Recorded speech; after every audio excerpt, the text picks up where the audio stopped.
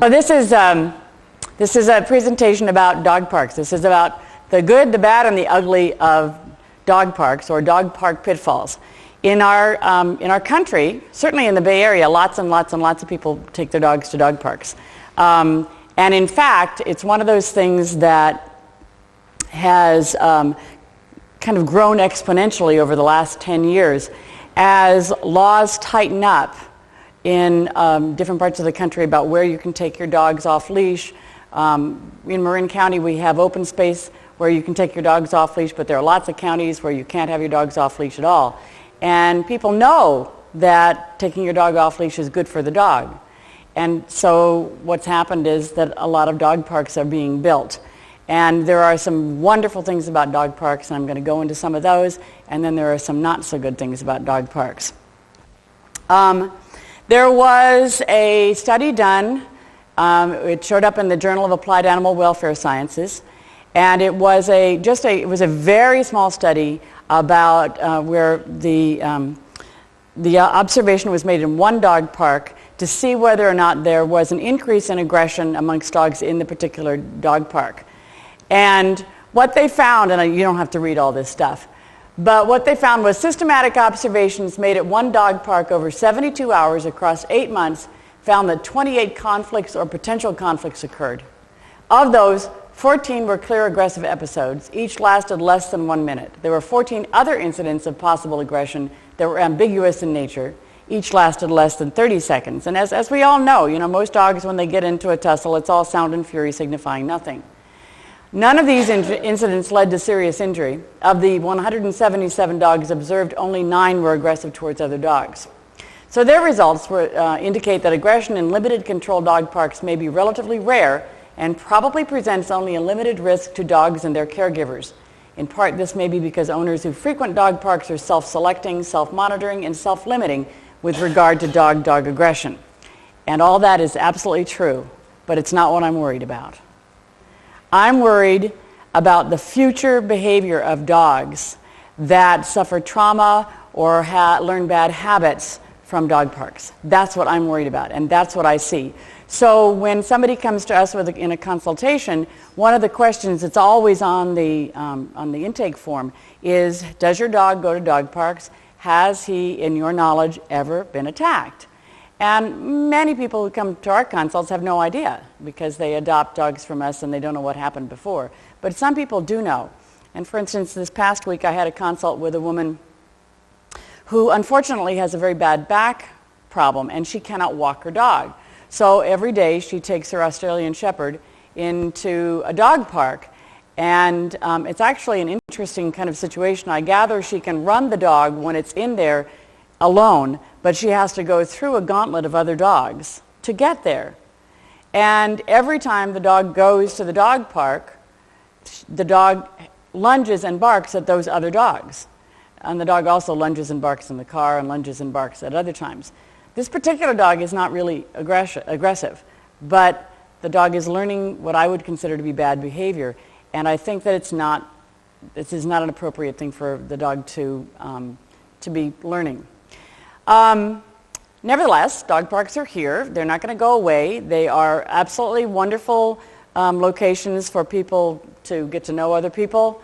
And they are a dog trainer's perpetual employment opportunity because they do provide some problems. So there are a lot of benefits of dog parks. This particular dog park here is in San Francisco, I believe. There are exercise of the dog, obviously. And any dog under the age of 3 normally needs a lot of exercise. They need to be exhausted about once a day, if at all possible. Not all of them are like that, but most of them are. So they also get some limited freedom. Limited freedom meaning there's a fence, there are a lot of other dogs there, but they don't have to worry. The owner doesn't have to worry about the dog going into the road and getting hit by a car or whatever. So it is a definite benefit. Socialization for the owners should never be underestimated. When we started visiting dog parks, when we were doing these videos, what we discovered is a lot of the people don't want to not go to dog parks, even if their dog's inappropriate, because they meet people that they really like there. And they meet them there, on a daily basis. So the person with this Aussie I was just talking about, They were, she goes at the same time every day because she knows who's going to be there and she can talk to those people. And I think that's very common. There are a lot of secret dog nuts out there. There are some of us who are not quite so secret, but there are some people who, that's a chief form of socialization. So they're looking for all these different things: safety and socialization for other dogs, for their dogs, and exercise. All those are definite benefits. However, there are some problems, and in my view, unless you're very, very careful, the pitfalls of a dog park overtake the benefits of a dog park. Just looking at the physical dog parks to begin with, you get an idea of the problems. Most dog parks are put together by people who just kind of want to get a place for the dogs to be able to run. A lot of times they're in a field. They don't have a lot of trees or bushes in it. It's just kind of a big field. I know that in Mill Valley there's not a lot of bushes and trees in that dog park, and a lot of different places. The dog parks are just kind of spare land, I guess.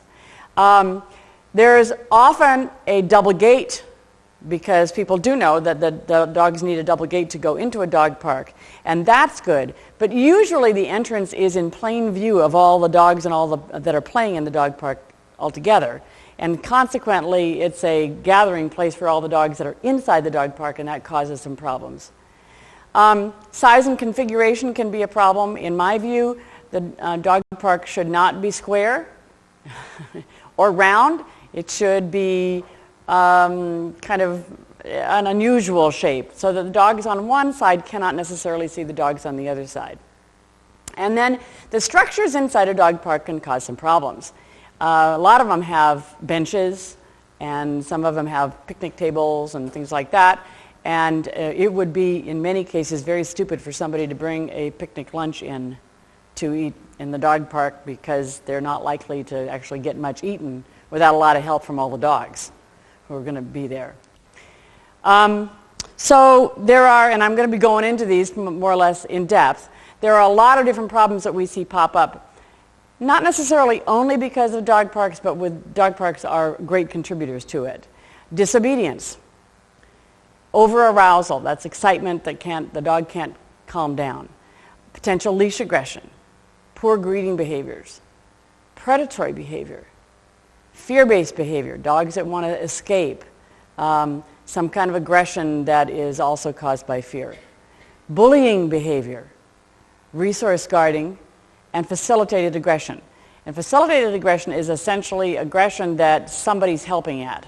You can call it pack-oriented aggression. Sometimes it has to do with more other dogs. Sometimes it has to do with the person and dogs, but the dog feels like it's got backup, so then it will attack something. So the dog parks can contribute towards owner-dog relationship problems. What the dogs learn is that the environment is not safe, because sometimes they can get attacked, or sometimes they can just get bullied, and that the owner cannot or does not protect them. What an awful thing for a dog to learn. You spend all this time trying to make your dog be reliant on you and be dependent on you, and you go to some place and the dog gets nailed by another dog and you didn't stop it. And the dog ends up not trusting the owner. And that's not a healthy way for a dog to be. The important thing about safety with a dog is that it has to be safety from the dog's point of view. And that's really important, because we may know that there's not a dog in there that's going to cause a problem for that dog, for our dog, but that doesn't mean that the dog won't know it, or the dog knows it rather. That just means that the owner knows it. So if you look at this picture, I don't know if you can see it very well, you see that dog right there and that dog right over there, and what are they doing? They're staring at that dog right there. Now, the owners of these two big dogs may know that their dog won't do anything. I don't know that they do or not. I wasn't there when this picture was taken. But does the Chihuahua? The Chihuahua doesn't have the vaguest idea what's going on. I mean, that Chihuahua is scared to death. Its tail is all the way tucked under. It's trying to disappear, essentially. and it probably doesn't belong in a dog park, period, because it's going to be mistaken for a bunny probably every time it goes. But that dog does not believe he's safe. But the owner isn't looking at it that way. The owner is looking at it like that the dog is getting socialization. I can't remember if I have this someplace else in this talk, so I'm going to mention it right now. And that is what socialization is and what socialization is not. And socialization is not exposing the dog to areas where he or she may get hurt. That is not socialization. And that includes with the puppy, having people come up to the puppy and pet the puppy that you don't know. That is not socialization. What that is taking chances with the puppy. Socialization is exposure at a reasonable level with people that you know very well, with other dogs that you know very well, when you are absolutely sure you're able to keep your puppy safe or your dog safe. That's what socialization is. So socialization may be taking your dog to a shopping mall and having the dog in your arms and allowing people to visit with the dog if your puppy seems like it's okay with it. That would be fine. Or going and visiting somebody's home who's got a really benign big dog. That would be good socialization. Or in my book I mentioned just getting a stroller. Now, there are dog strollers now. And walking through places so that the dog can see things. Because what they see goes into their brain, and then they are not startled by it later. So socialization is extremely important. Socialization in a dog park is deleterious. I mean, I just flat out don't like socialization in a dog park. Unless you own all the dogs there. or they're your really good friends. When a dog goes to a dog park, they learn very quickly that they don't have to obey their owner. I can't tell you how many times I get people in consults or calling up saying my dog won't come to me. Anybody have a problem like that?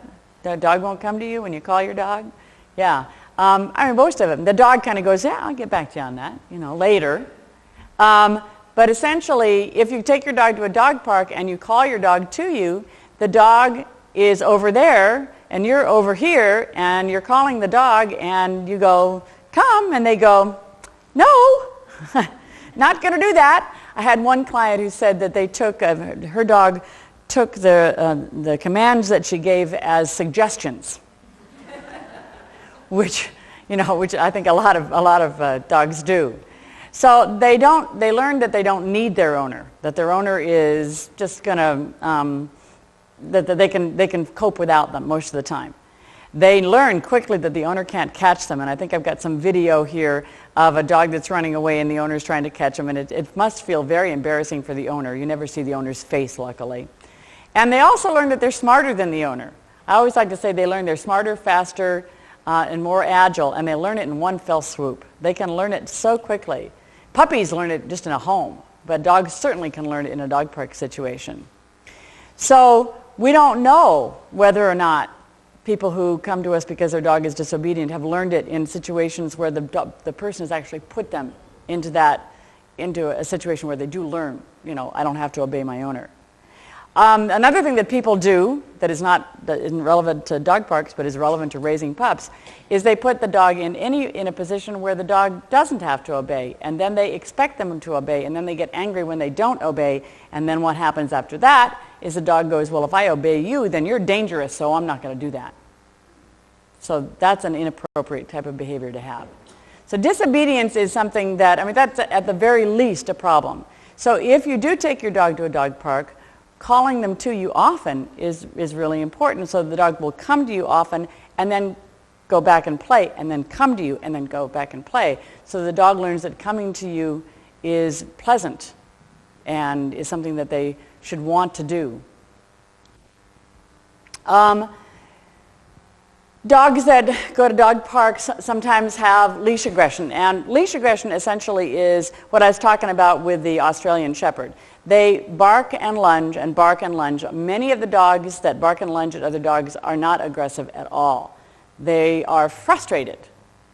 They're throwing a canine tantrum because they want to get to something and they can't get to it. So they just kind of lunge and lunge and lunge. And then the frustration grows, and as it grows, then they begin to bark more, or they start showing their teeth more, or whatever, and then it looks like it's real aggression. And over a long period of time, leash aggression can turn into real aggression if you allow it to. So what happens, I've seen it happen, is somebody goes to the dog park, and as they're pulling up in their car, the dog is barking like crazy because they know where they're going. Bark, bark, bark, bark, oh boy, oh boy. And this can happen in open space too, or on a trail or whatever. If the dog knows where it's going, then they can get all excited. Strider has just started doing that. Strider, when I'm pulling up to where I walk the dog, he goes, "Woo!" And I really don't like it. So we're going to have to work on that. But they pull on their leash, and then they get out and they start pulling on their leash to get to the park. And what it is they think they have the right to meet everybody they want to. So if you think of a little kid in a candy store and the mom's holding him back and the kid's trying to get to some particular kind of candy and they're going, mommy, mommy, mommy, I really want that. That's what the dog is doing. And a dog that gets to meet every other dog on leash is going to continue to do that. So it's one of the things we teach is dog zen, which is in order to greet a dog, you must learn to ignore a dog. It's a very important concept for dogs to learn, and I think a lot of dogs don't learn it. And this is one of the reasons they don't. Besides leash aggression, a lot of dogs have very poor greeting behavior.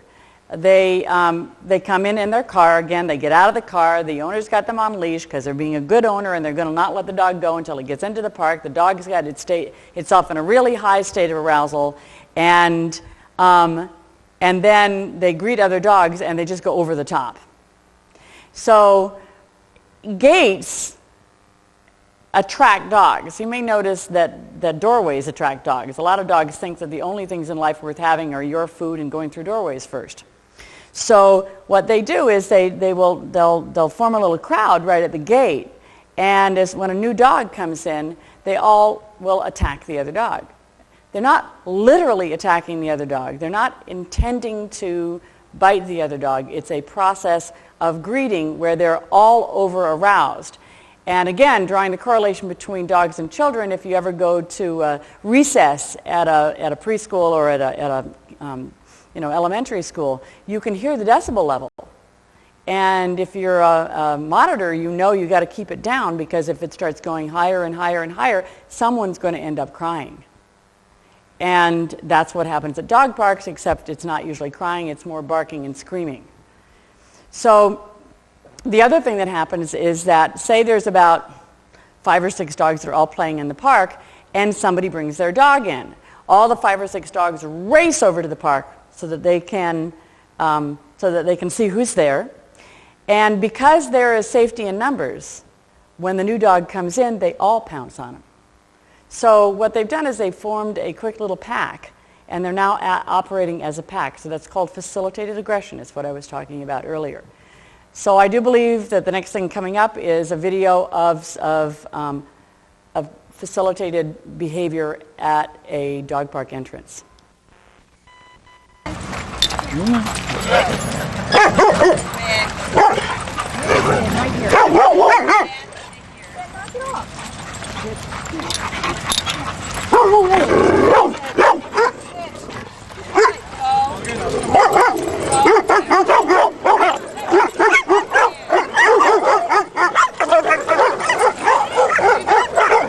Ellie!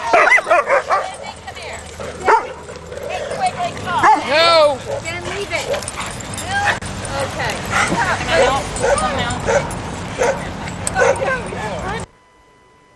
Based on what you heard there, did you hear people saying Greeting behavior. no, stuff like that?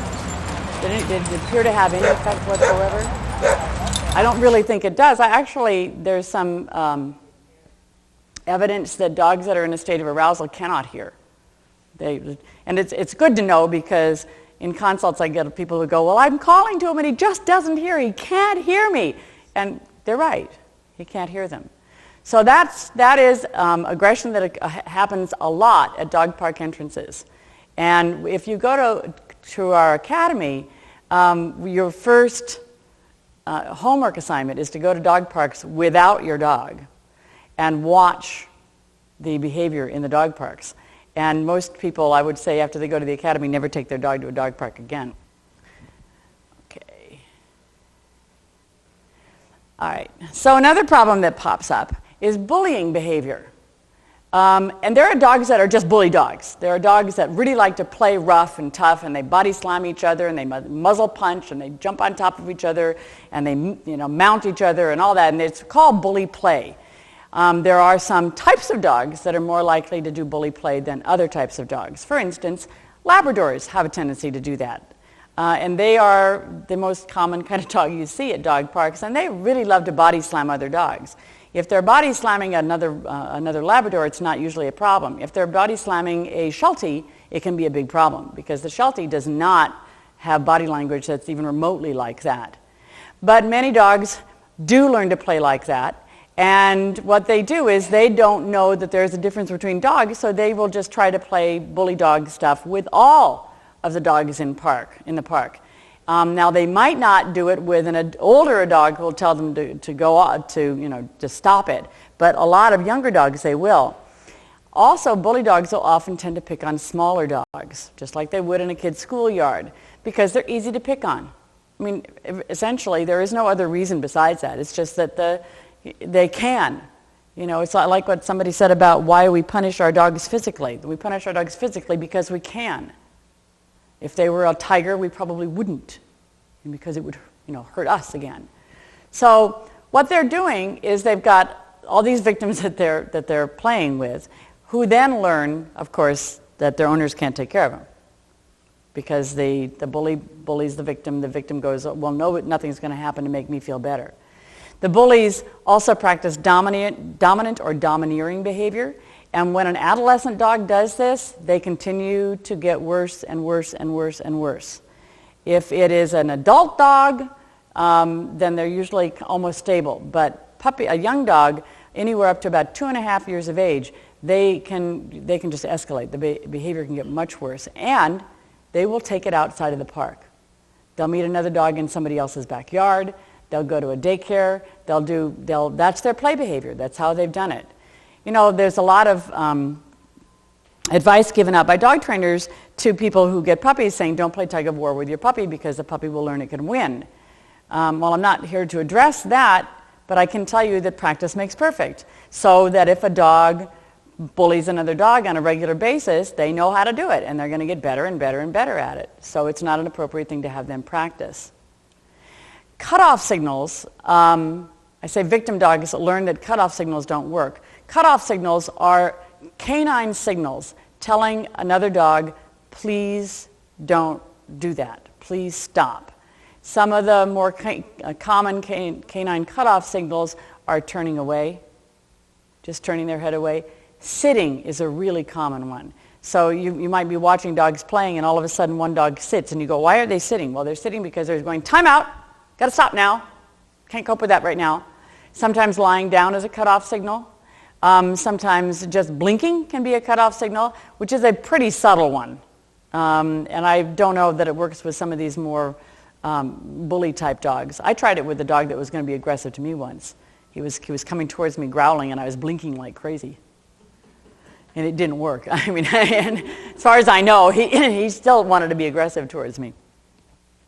So here's some bullying behavior. Could you get the lights?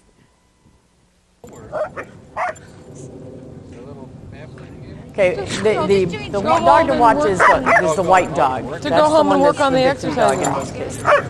Now they thought that 1 hour a week in a class was going to do it. That's Gigi, a short hair pointer, adopted from the American Humane Society. She's about 4 years old. So the white dog is in arousal. You can see that the hackles are raised. She's very game, and she's going to hide underneath her owner. See whether or not she can avoid it this way. Ellie? Do you see that? Good girl, Ellie. See Haley? Come up and... Yeah. Well, she got scared. Yeah, but did you see how she did that? What's interesting is that the white dog's owner doesn't want her to stay underneath there. See? Come on out. Come on out. It's kind of like, you know, a soccer dad. Yeah. Gigi, no. You want to do one at a time. She's such a game little dog. She kind of wants, she thinks, well, I'll just keep on doing it. I know I'll have a good time sooner or later. Hey. Come here. She hasn't seen motion. So she goes, oh, a littler dog. I can pick out a littler dog. Well, that was a mistake too. So you'll see that in a minute. Oh God, here they come. Watch out, watch your knees. Oh, somebody ran into the bleachers and hurt the foot. Jack. Now, the Boston Terrier Be a gentleman. is going to practice killing on her. Toes, thank you. He likes to bite what? Toes or anything. He's a cheap shot artist. Well, she does. She likes to go for errors. Grabs the jowls, you know, he'll just grab Oh, anything. he just The guy grabbed is her saying foot. that he calls the dog a cheap shot artist, is Boston. But does he stop he's it? busy. No. See what I mean? That's good. So now they're both doing it. Now, because dogs, when they're stressed, open their mouth really wide, people don't recognize stress signals. Her mouth is wide open, and it's pulled all the way back. She's stressed. But it looks like she's smiling, doesn't it? If you had to say, does this dog look like it's happy? It looks like it's smiling because her mouth is all the way wide open. But that's more like this. I mean, the dog the dog is really not happy. Don't you feel sorry for that poor dog? You'd pull your dog out, yeah. You think you'd pull your dog out, and you probably would. But a lot of people think that they can tell the signs of when their dog is in distress and that they will stop it. But some of these things happen when people are talking to each other. So they're standing over there, they're chatting, and the dogs are presumably having a good time and nobody's crying. And so you think that everything is okay, when in reality, a dog is learning and learning and learning, and it's all those things that you don't want the dog to learn. Okay. Dogs that go to dog parks sometimes are afraid. And one of the ways that some people tell other people to socialize their fearful dogs is to take them to dog parks. There are several things that I think are inappropriate for fear-based dogs. One of them is having strangers feed your dog.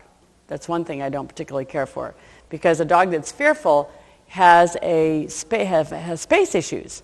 So if you walk towards a dog that's fearful, the dog is likely to start backing up and backing up. And if you hold out your arm with a nice tasty treat, they may actually take the treat, but then they're still scared, so they'll go backwards. If they feel like they're trapped, they may take the treat and then bite you. So, you know, that would be something that I wouldn't teach. And I don't think it's appropriate to take a dog that's got some fear-based problems into a dog park, because they're going to be learning, again, the wrong things. Now, what happens with fear-based aggression is a dog will go, move back, and they'll do cutoff signals. They go, okay, don't do this, please, it's okay, I'll sit down, I'll do whatever you want, I just don't want to do this. And the other dog, who has never learned about cutoff signals because he got his education was stunted, will keep on coming, and the fearful dog will go, and the other dog will go, well, what? And then they may back off. Now, the owners go, your dog is aggressive, because you've got the dog that did if you have the fearful dog, then other people will say that your dog was aggressive, when as a matter of fact, your dog was just reacting to another dog's pushy behavior. So that's one of the things that happens. All of a sudden, your poor dog is being labeled aggressive when he or she is not aggressive.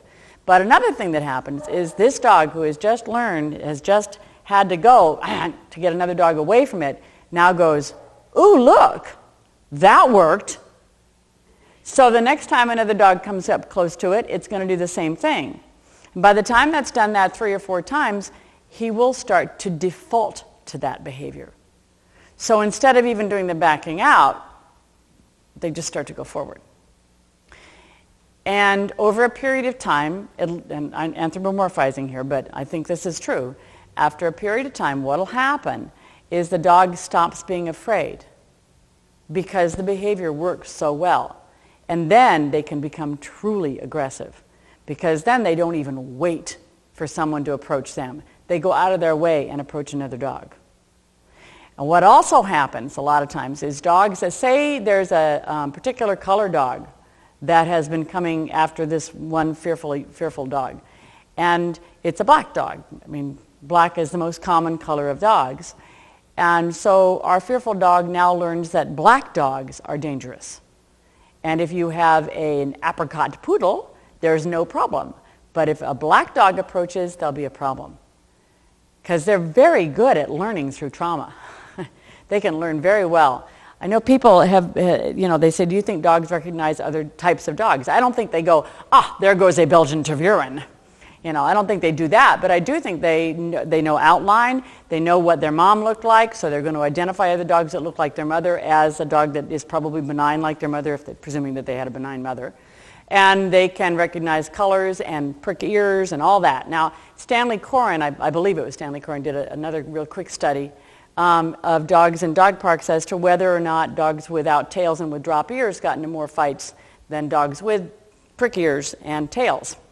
And he found, yes, that's the case, that Rotties and other dogs that had docked tails got into more altercations, not necessarily fights, than dogs that had the full range of accoutrements to signal other dogs.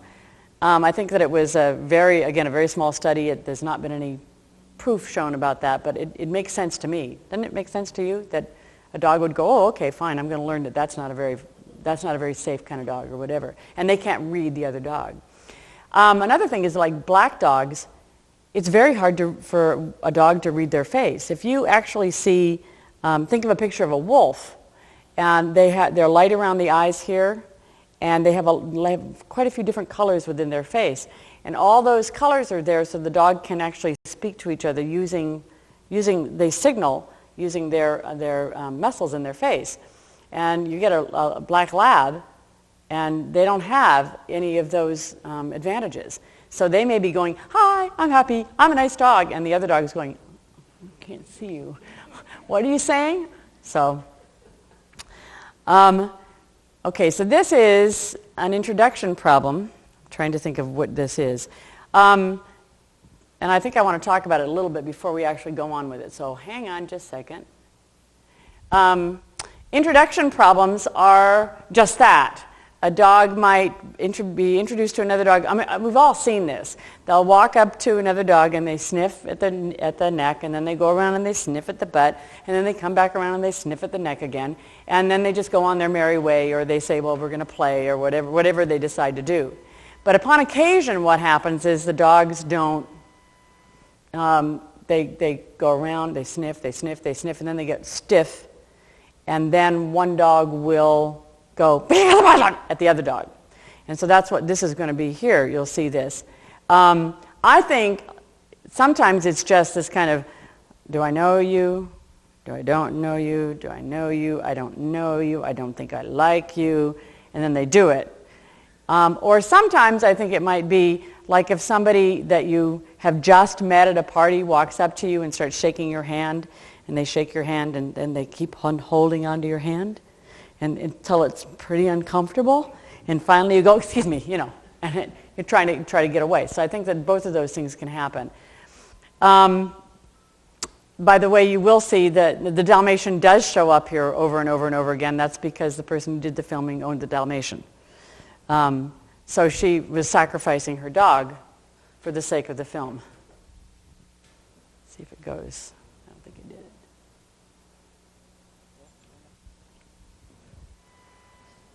Now she won't go near Maggie. Here goes, sniff. Yeah, we sort of traced it, we think, Look at to the that. tension, especially in the Dal. The Rhodesian Ridgeback's got Ellie. Going, everything's okay. Ellie. But the Dalmatian is going, oh, I don't like that. Ellie! No. Ellie?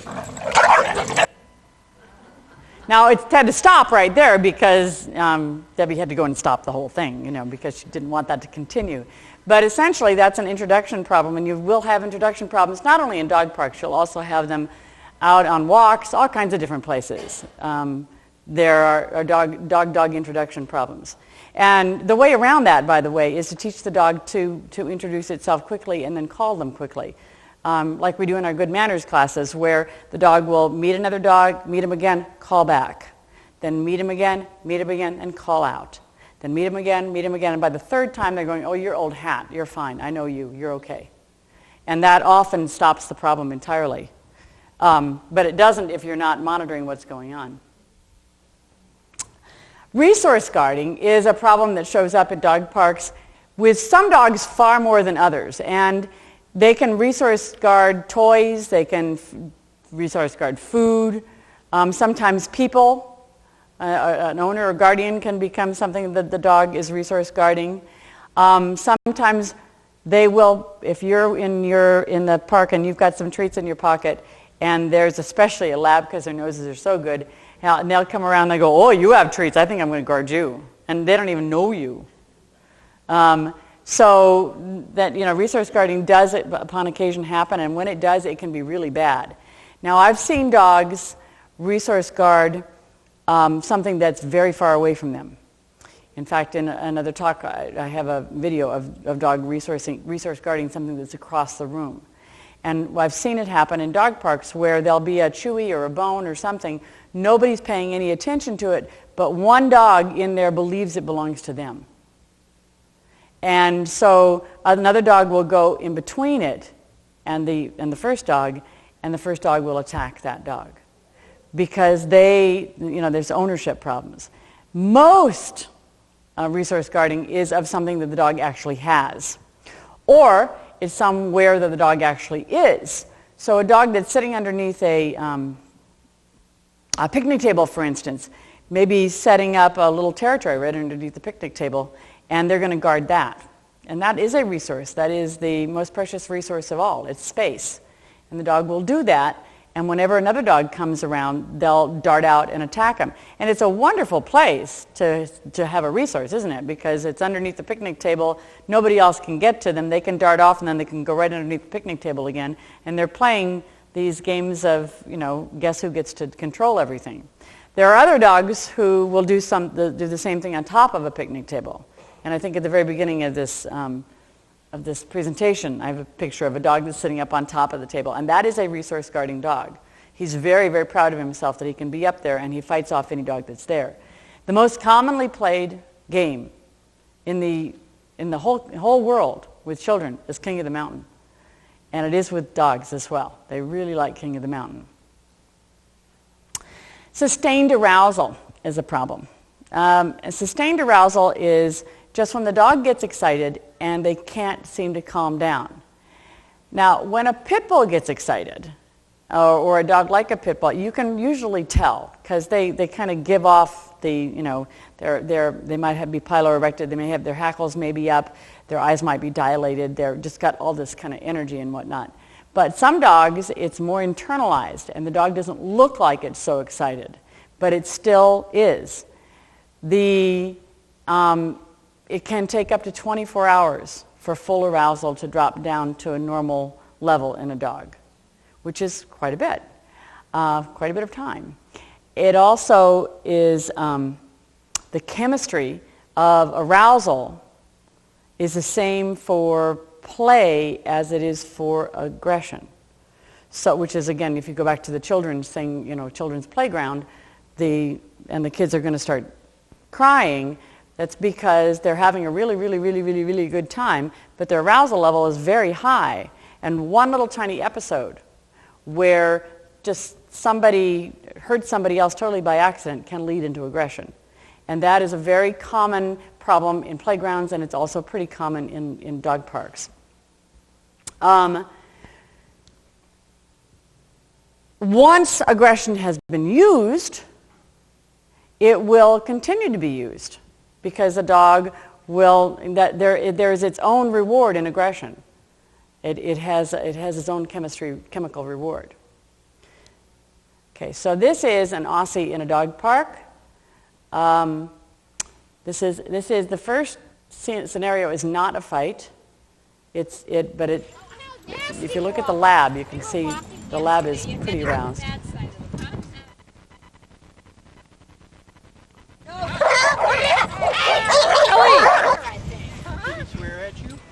Oh, we got them all apart.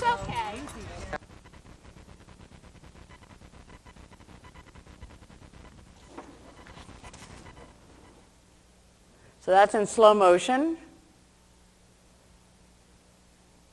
The Labrador is not having a good time.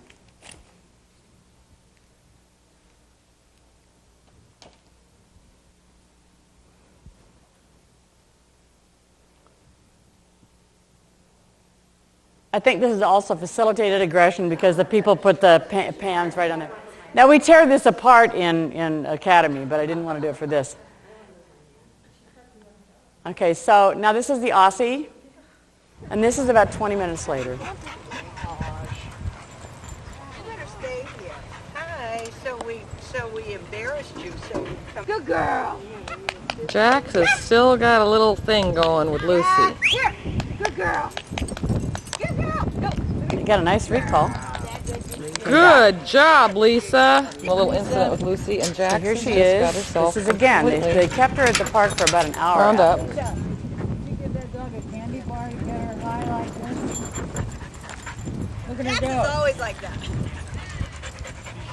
So if you can't, control the one you want to control, you control somebody else. Come back yet. And poor little Gidget here is going to start moving, and she's going to go, no, you can't. You come back over here. Thank you. Well, Ash, why don't you go out there? I Wilson. can. Another black dog.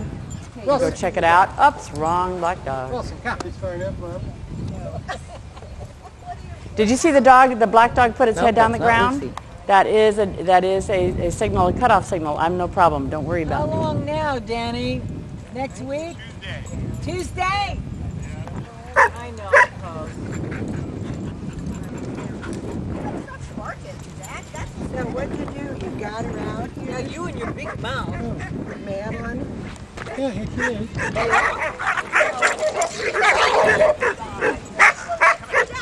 Ellie, this way! Notice the Dalmatian has to get in on everything. Okay, so you saw what happened there, right? Is that the dog was out looking for a fight. It always reminds me like of a bar scene in a cowboy movie. I'm looking for a fight, man. And she was going to find some way to get on somebody's case because all that energy just had to go someplace.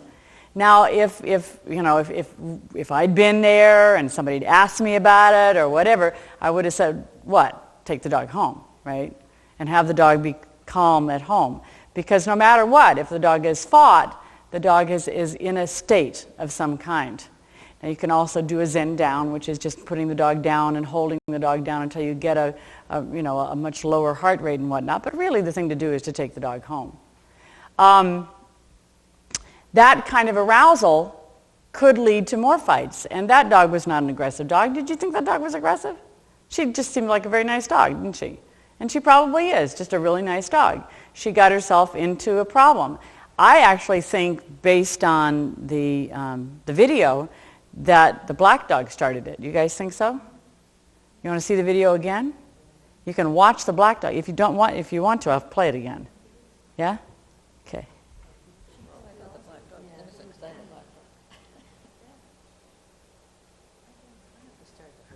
Okay, yeah.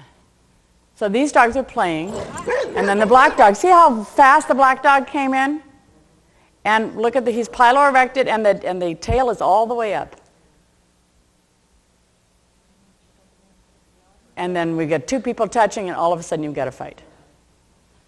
So it was not the Aussie as far as I could see. Now, as far as fights are concerned, it's very, very difficult to actually tell who starts a fight. Because a lot of times one dog is going, and you don't even know it because we're not seeing it. But it did kind of look like that to me, I don't know for sure. Now, if every time that dog the Aussie went to the dog park, she got into a fight, then we could be pretty sure that she's probably causing some of the fights. And the same thing is true of the lab. Dogs also can learn through trauma. When my daughter was really little, she went into an elevator with her grandmother and got stuck in the elevator. Now, she was only stuck in the elevator for about 5 minutes. My mother-in-law is a very hysterical person, so you can pretty much guess that she didn't help any.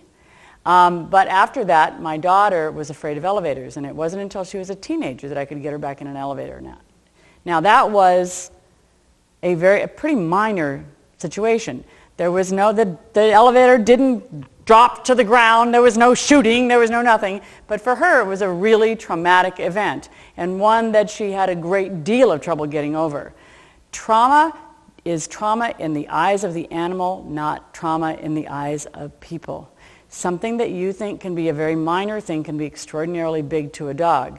So earlier, when we were setting up the equipment and we had some feedback, and the speaker blasted and it scared Strider, that, especially if he'd been younger, could have made it so that he would never want to come back here in the auditorium again, because it was such an obnoxious noise, and he wasn't expecting it.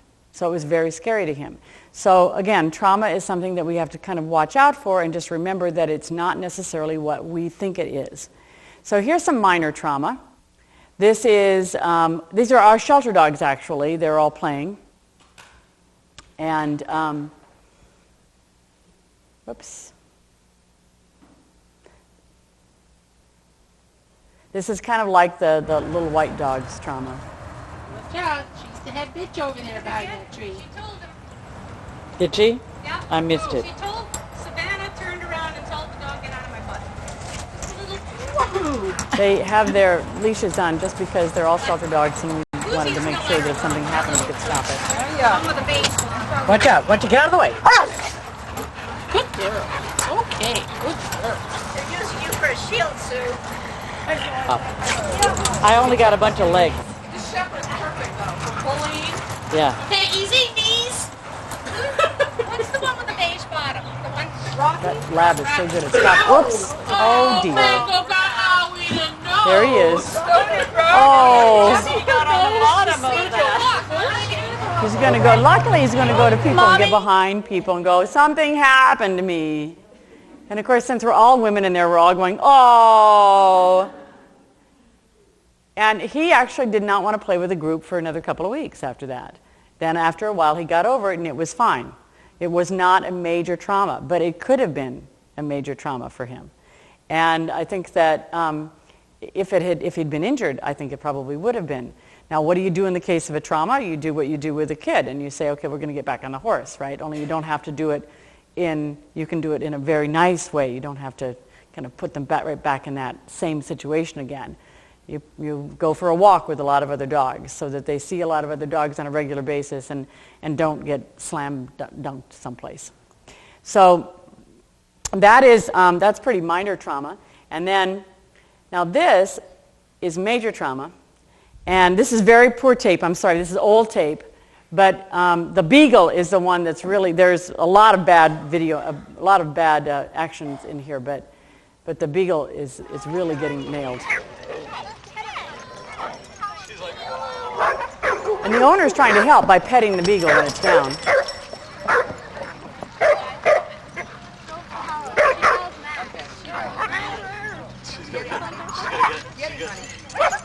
Can you see the dog's expression? The dog is really, really upset, doesn't know what to do, and nobody's helping. Oh, and this is always fun. Scruffy, you missed the whole thing. This is just a little timeout stuff.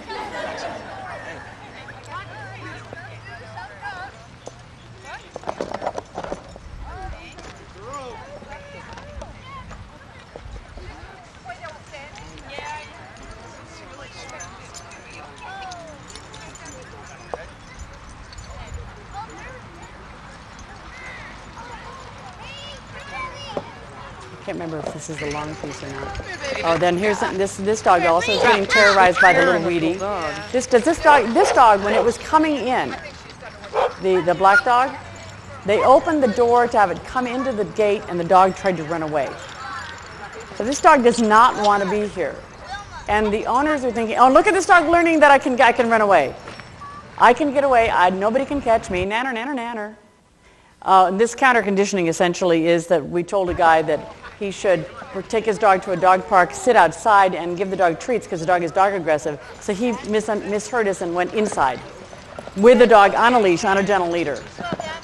This is not what we would ordinarily have recommended. We didn't find out about this until we got the tape, and we're like, oh my God. All around the entire park. So you have to be very specific when you're telling people what to do, because otherwise they'll just do what they think you said instead of what they really said.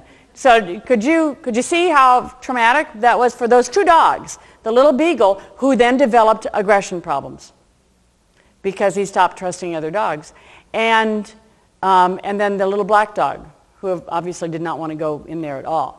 Now, we had a situation here. This is one of those embarrassing things, but it's worthwhile talking about a little bit, with a traumatic event.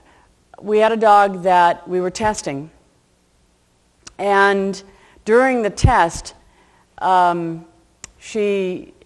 dog we were testing showed some possession aggression, so we brought another dog in to see whether or not the possession aggression was, was only to people or was other dogs or whatever. And through some mishandling, the dog that had possession aggression bit the other dog. It was not a bad bite. It was, here we are going, okay, it's not a big deal. This is a small trauma. Just grabbed its ear and pulled its ear. And dog seemed to be just fine. It was a goofy dog. Plays, everything is cool, everything is cool.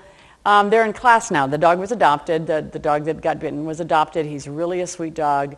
And he's aggressive to other dogs. And I just hope it didn't have anything to do with that, but I have a fear it did. So, I don't know.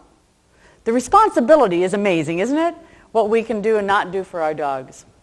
Find with dog parks, with almost any kind of behavior modification, especially using with aggressive dogs, is that the people who own the dogs that show aggression, whether it's fear aggression or whatever kind, always want to control the behavior of other people. And you can't. So there you are, you're walking your own dog, and your dog has some issues and doesn't like other dogs coming up close to them, and somebody's walking their sweet dog, and the other dog wants to come and meet your dog, and you're like, control your dog. And they go, what? Control your dog. They can't control their dog. So and they don't believe it, because they think that all dogs are like their dogs, and that's just not so. So if you go to a situation and you think that it's out of control in some way, shape, or form, that the situation is out of control, or there are dogs that are out of control, the best thing to do is to go, I'm leaving. I'm not going to stay here. Because the only person's behavior that you can really control is your own. And I think that's a valid thing to do. I think the last time I went to a dog park with a dog, I was walking two Cavalier King Charles Spaniels through a dog park. I wasn't even having them play or anything, just walking through a dog park. And it's funny, because you know how big calves are. They're like little bitty thing like this, right? And a dachshund came and attacked them. It's funny when you think about it, because it's like, oh yeah, a dog fight on a small scale. But the poor Cavaliers, they were on leash. They weren't expecting anything at all, and here comes this dachshund straight out of the blue, as far as they're concerned, and he attacked them. And the owner of the dachshund said, and I quote, "Oh, he always does that." It doesn't mean anything. It's okay. It doesn't mean anything. He doesn't mean anything by it. Well, how are the poor, even given that they might be right, how does the poor Cavalier King Charles Spaniels know that? As far as they're concerned, they've just been attacked by this ravenous dachshund. They have no idea. So controlling your own behavior, controlling the behavior of your own dog is the only way you can go with it, and let the world do what it may. So you can see that, with regard to the video that we've played here, there weren't really any horrible, traumatic, nasty events, except perhaps the Australian Shepherd event, which looked like it was going to have an impact later. But we don't know what behavior that was taking place in these parks actually impacted the next time they went into the park, or impacted the time after that, or the time after that. So, just being careful is extremely important, and making sure that your dog obeys you and attends to you at all times. Those are very, very important. Now I think, so what do owners do that help mess up their dogs. First of all, they don't pay attention to their dogs. Lots of people are in dog parks and they're talking to other people. There's one dog park where every Friday night they have a wine party. The dogs are all on one side of the park playing and the people are all drinking wine, which it sounds wonderful. I mean, I'd join, except for I don't know that's particularly good for the dogs. A lot of times people who take their dogs to dog parks have no idea about what dogs are saying to each other. Remember the thing I was talking about where the dog's mouth is wide open? That's actually a dog that's under stress as opposed to a dog that's fearful, that's friendly. Well, most people don't see that. They see these two canine teeth going up like this, and they think it's a smile because it looks like a smile. You know, I always say that if dogs didn't have their top lip, we wouldn't have pets because you'd see these nasty canines going down like shark's teeth or whatever. So they're ignorant of dog signals. They don't know when a dog flips over on its back, maybe that it's not just doing submission, maybe it's really, really fearful. A dog that shows a lot of fearful signals like that I've seen a lot lately are female golden retrievers. I don't know what it is. We must have a line going someplace where they'll flip over because they're afraid of another dog. The other dog will run up to them just to investigate, and the dog feels trapped and so will attack the dog that just ran up. So, you know, people don't understand that that's a signal, and the signal means please don't come any closer. A lot of times people will defend poor or inappropriate behavior. Now, this I know happens all the time. You know, my dog didn't mean anything by it. He wasn't doing anything to cause any kind of problem. He always does that. He's just being friendly. I always like it when the dog body slams a person, knocks them down, and says, well, he wouldn't hurt anybody. What do you think he just did? Yeah, he just hurt somebody. So defending inappropriate behavior occurs all the time. The opposite part of that is the person who thinks their dog has to be toughened up. In my opinion, dogs should not be toughened up. You know, let them get back in there and see what life is all about. It's like the person who taught me how to swim by throwing me in. It was not a good idea. And I think a lot of times it's not a good idea for a dog. Oftentimes people will allow dogs to form packs. Oh, they all come in, you know, they all come in at the same time, so they all form a pack together and they have a great time together. And they pick on other dogs together. So if you're going to allow them to do that, then they should be all playing together, and if a new dog comes in, the owner should be very interactive and stop the dogs from ganging up on another dog. Most owners think they've got a lot of control over their dog, and most owners don't have any at all. And that includes dog trainers. When you are in an environment where many of the things that are going on are out of your control, then you're probably not in control of your own dog. Some people use dog parks as babysitters. While we were doing these series of videotapes, there was at least one person who came in, dropped their dog off, and then went shopping. Left the dog there for about an hour and a half. The other people in the park kept on looking and looking and looking for the owner, and finally he came back in again and he said, oh yeah, you know, I do that every day. And obviously you should stay there with your dog. Okay? And so people just don't get it. And education is definitely the answer. Education of people, education as to what dogs mean when they're talking to each other, what they're talking to you, and just taking good responsibility of your dog and of yourself is the answer to this. So, what is a good candidate for a dog park? Adolescent dog. It's very social, high energy, and busy owners. So that lets out almost everybody but labs. No, that's not so. But a lot of times adolescent labs and Goldens are the best candidates for dog parks because they are often extremely social. The hunting dogs have a tendency to be quite social. They're also fairly physically tough, and they're often mentally tough. And that's kind of what you want. So you want a dog that is physically and mentally able to handle a lot of other dogs. And they are dogs, by adolescence, I mean anywhere from about 5 to 6 months, not a really little puppy, 5 to 6 months up to about 2.5 to 3. After a dog is 3 years old, watch for signals. Dogs often close their circle of friends. They don't want to play with strangers. So they're not going to enjoy themselves at a dog park. Now, some dogs retain their adolescent behavior throughout their whole life. This is not a talk about pit bulls, but I can tell you from a lot of the consults I've done with pit bulls that the pit bulls learn to bully.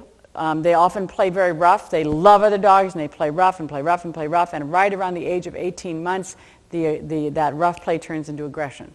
So that's something that they have to watch out with a dog like that. Dogs that are not good candidates for dog parks. Fearful, unsocialized, or under-socialized dogs. They're going to use aggression when they're threatened. Dominant, strong-willed dogs. They will intimidate and bully. Paper tigers. These are dogs that try to be dominant but lack stability. I had a Rottweiler who was like that. He'd go up to everybody and want to mount them, but then if the other dog went, he'd go, oh, never mind, it's not a problem here. And those dogs tend to be bully weaker dogs, if they possibly can. Dogs that live together, 2 or 3 dogs that live together and that are friends with each other often will form a pack as soon as they go into a dog park, and they will cause problems when they get in there. They're like a roving gang of teenagers. Pretty soon they'll start putting tattoos on and, piercings here and all that kind of stuff. So they're not usually good dogs to go to dog parks. So if you were going to take your dog to a dog park, and we realize that people will, and they do that, then you have certain things that you ought to be doing. First of all, try not to crowd the entrance. Wait. You don't have to go in right away. You can wait until the dogs are elsewhere. They're otherwise involved in something else. And then go in. And once you get into the entrance, walk. Don't hang out there. Because these entrances are a very bad location. I mean, they're a location where you are often going to have fights. Circulate with the dog. Don't lose sight of him or her. Go for walks in the dog park. Go around the perimeter of the dog park and around and around. And if you want to visit with somebody, have them go around too. Keep your dogs in your sight. If they play ball and they're not particularly resource guarding of their ball, then you can play ball with them. Some dogs, all they want to do is go into a dog park and play ball. And go into a dog park and play ball. Now, if they're a border collie, sometimes they go, this is my ball. If you come near it, I'm going to kill you. But it's not just border collies, it's a lot of other dogs too. But if they can play without resource guarding, then that's cool. That's very good. Get ready to intervene if necessary. If you do have to intervene in something that you think is a little bit going out of control, try not to use your hands. Use your lower body. It has a lot more impact on dogs, just running right into them, going, I don't like that, move over here, do this, stay really calm. But move your dogs away. If you're going to, you can take your dog by the collar, but don't do this. Don't push and whatnot, because if you do that, what'll happen is you'll get bitten, or someday someone will get bitten. But also, the dogs tend to want to play with the hands, so it's much better to use your body. The dog should have appropriate greeting and play behavior, and you should probably know it. You should know what appropriate greeting behavior is. It is not a body slam. That is not appropriate dog-dog greeting behavior. It should be a fairly slow behavior where the dogs actually introduce themselves, and then they do this roundabout thing, and then they go and play together. That's good greeting behavior. And the dog should pay attention to the owner. And it's wonderful when they pay attention to the owner. If you're circulating and the dog keeps on checking in with you, good dog, that's wonderful. A lot of times you shouldn't take treats into a dog park, and the reason you don't take treats is because the other dogs will come and go, oh boy, you got treats there. This is fun. I like this. If you do take treats, take something that doesn't smell, so it's like a crispy thing, and put it high. Put it like in a high pocket up here where they're not as likely to smell it.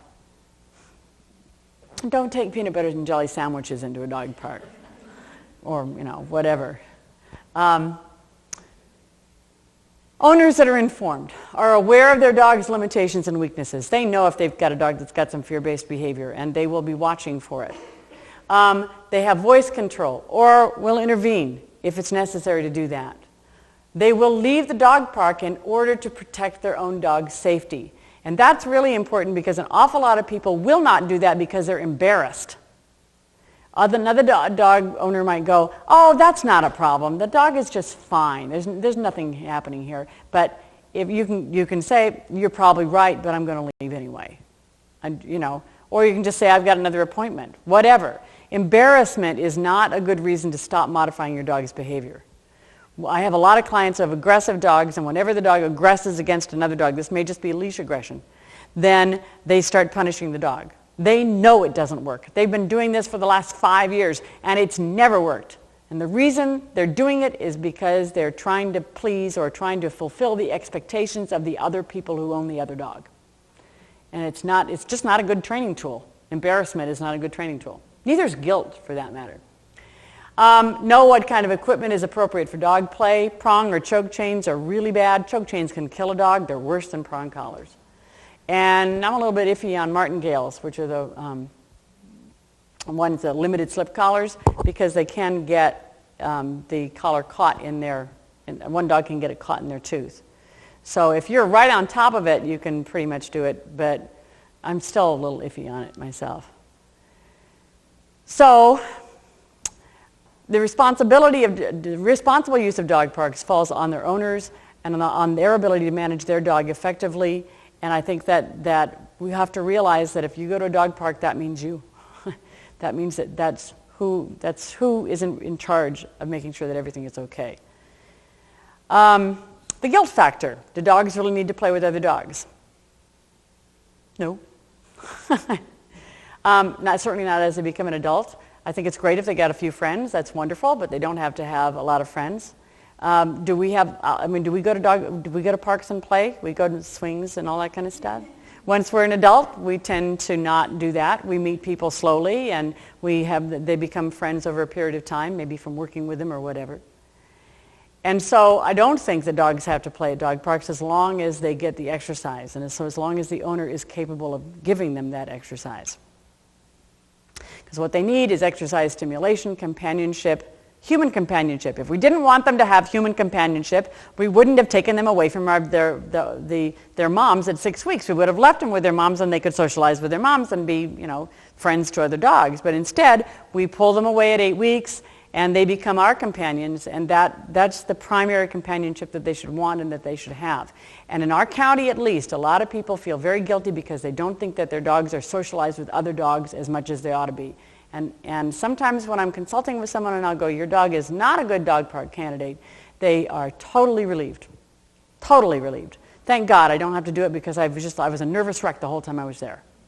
And I think that a lot of people are. They get really worried when they're there. They know that something might happen, but they think they're doing their dog, they think that they're doing what their dog needs to have done. So this is a quote. Dog parks can often be like a cocktail party where everybody's drunk and you don't know anybody. And, that is not an appropriate place for dogs to play. Whoops. Okay. So here's some... Don't you like that? That's my drawing of a dog park. What I would like to, if I was going to form dog parks, I would have multiple entrances. Each of these is double gated. So if there are a lot of dogs playing right here, you could go over here. You would probably have bushes and things here, so the dogs that are over here wouldn't be able to see other things over there. You'd have a lot of bushes and or hillocks and maybe a pond or two just so the dogs would get good and muddy. Right in the middle of it, and then bushes around the perimeter. And the reason I want bushes around the perimeter is so that the dogs don't fence fight, because a lot of these dogs will go and fence fight. So that was, I did that on a computer. I'm not usually that bad at drawing, but anyway, that was one that I did. Huh?